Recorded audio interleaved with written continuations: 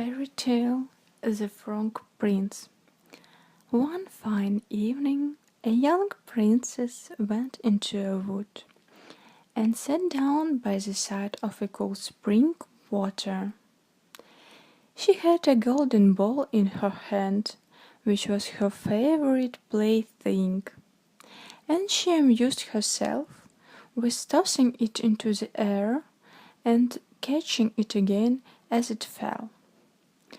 After a time, she threw it up so high that when she stretched out her hand to catch it, the ball bounded away and rolled along upon the ground, till at last it fell into the spring. The princess looked into the spring after her ball, but it was very deep, so deep that she couldn't see the bottom of it. Then she began to lament her loss and said, "Alas, if I could only get my ball again, I would give all my fine clothes and jewels and everything that I have in the world."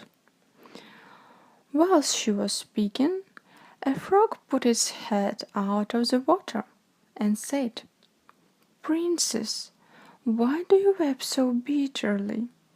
"Alice," said she, "what can I do for me, you nasty frog? My golden ball was fallen into the spring." The frog said, "I want your pearls and jewels and fine clothes, but if you will love me and let me live with you and eat from your little golden plate and sleep upon your little bed, I will bring you your ball again." "What nonsense!" thought the princess. "This is silly frog is talking. He can never get out of the well.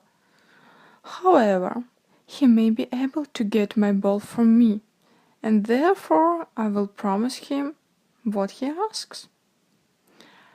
So she said to the frog, "Well, if you will bring me my ball, I promise to do all you require."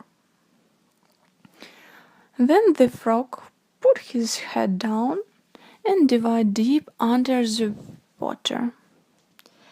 And after a little while he came up again with the ball in his mouth and threw it to the ground. As soon as the young princess saw her ball, she ran to pick it up and was so overjoyed to have it in her hand again that she never thought of the frog, but ran home with it as fast as she could. The frog called after her, "Stay, princess, and take me with you as you promised." But she didn't stop to hear a word.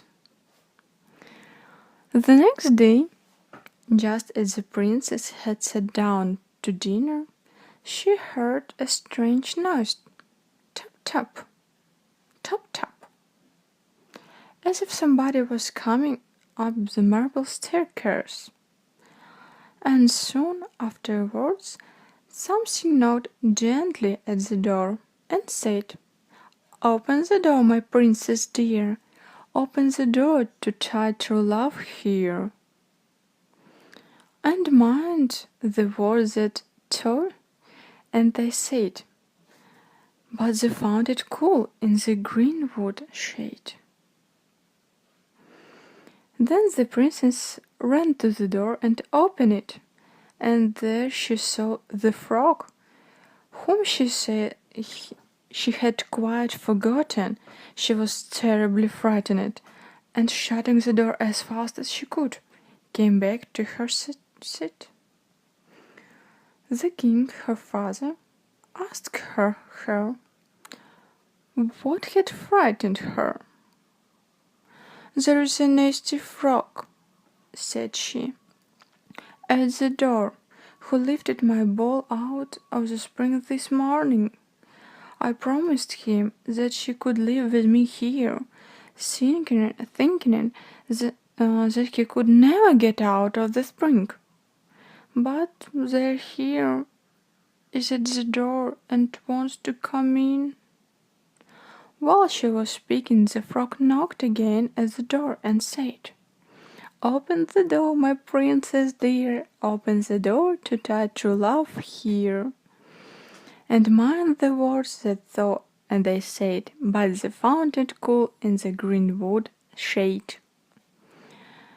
The king said to the young princess, "As you have made a promise, you must keep it.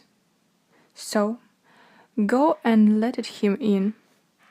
She did so, and the frog hopped into the room and came up close to the table. "Pray lift me upon a chair," said he to the princess, "and left to the seat next to you."